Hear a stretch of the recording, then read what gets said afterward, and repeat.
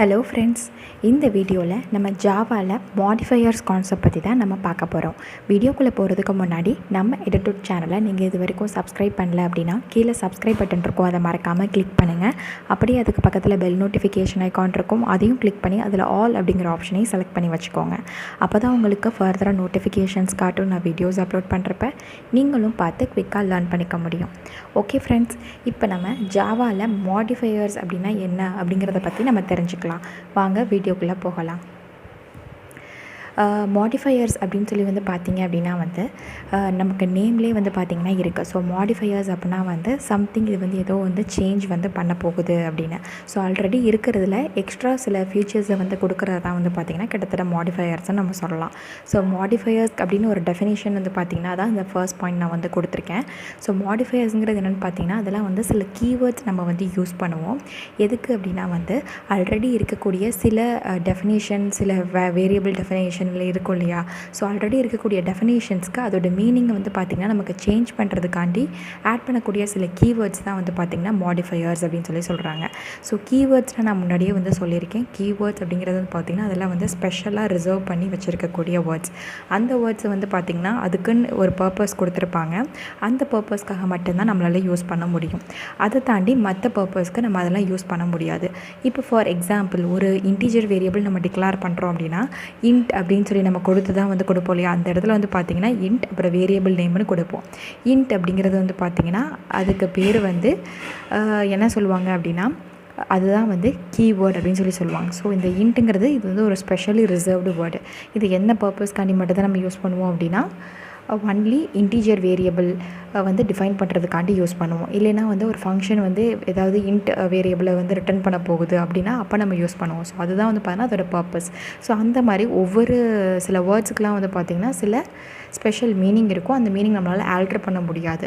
அதுதான் பார்த்திங்கன்னா keywords. So அந்த மாதிரி சில கீவேர்ட்ஸை வச்சு நம்ம என்ன பண்ண போகிறோமா ஆல்ரெடி இருக்கக்கூடிய சில டெஃபினேஷன்ஸ், என்னென்ன மாதிரி டெஃபினேஷன் அப்படின்னா வேரியபிள் டெஃபினேஷனாக இருக்கலாம், இல்லை கிளாஸ் டெஃபினேஷனாக இருக்கலாம், இல்லை ஃபங்க்ஷன் டெஃபினேஷனாக இருக்கலாம்.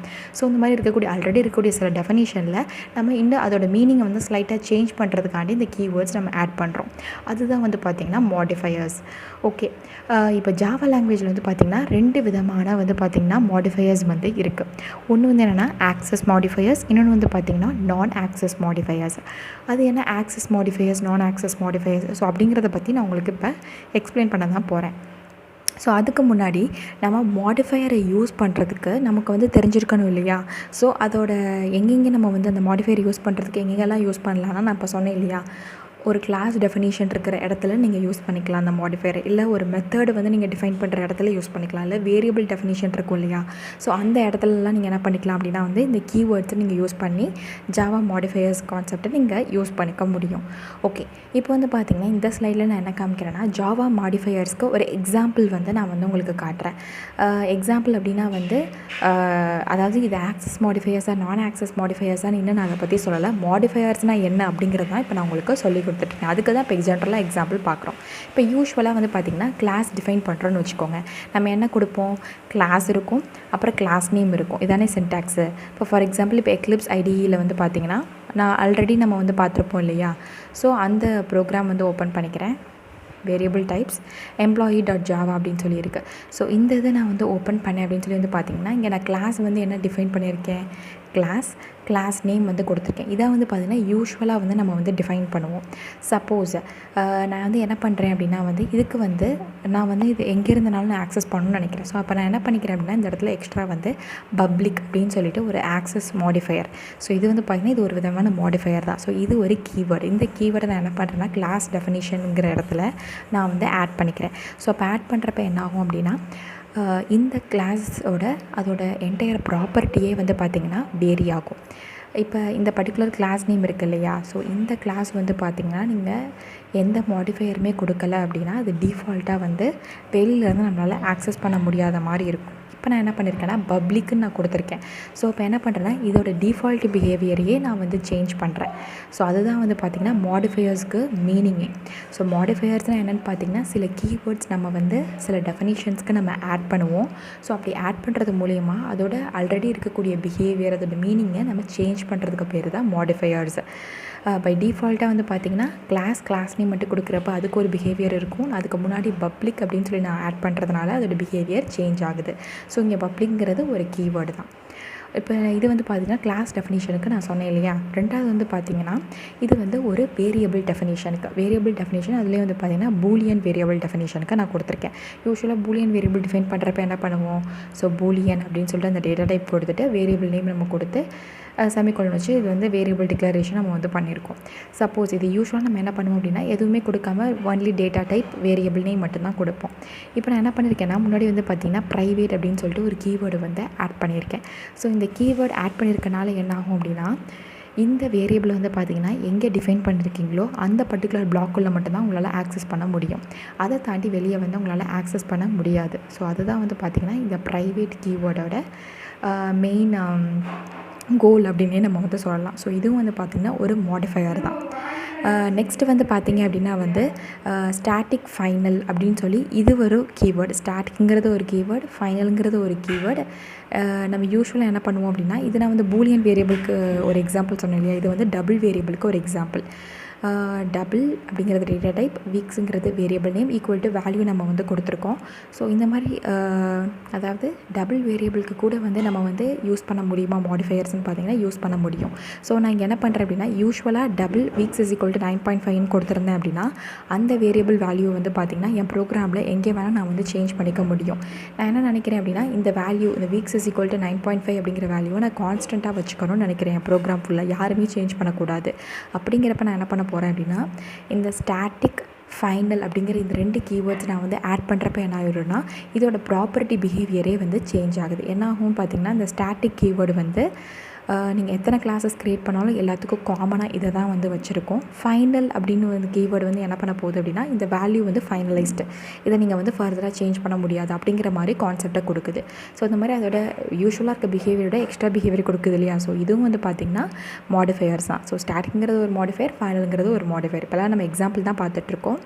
ஓகே, இப்போ 4th எக்ஸாம்பிள் வந்து பார்த்திங்கன்னா இன்டீஜர் வேரியபிளுக்கு வந்து ஒரு எக்ஸாம்பிள் நம்ம வந்து காமிக்கிறோம். ஸோ இதில் வந்து பார்த்திங்கன்னா protected, static, final, int, box with is equal to 42 அப்படின்னு சொல்லி நம்ம வந்து கொடுத்துருக்கோம். ஸோ யூஸ்வலாக நம்ம என்ன பண்ணுவோம் இன்ட் அப்படின்னு கீவேர்டு கொடுத்துட்டு வேரியபிள் நேம் ஈக்குவல் டு வேல்யூன்னு சொல்லி தான் நம்ம வந்து கொடுப்போம்.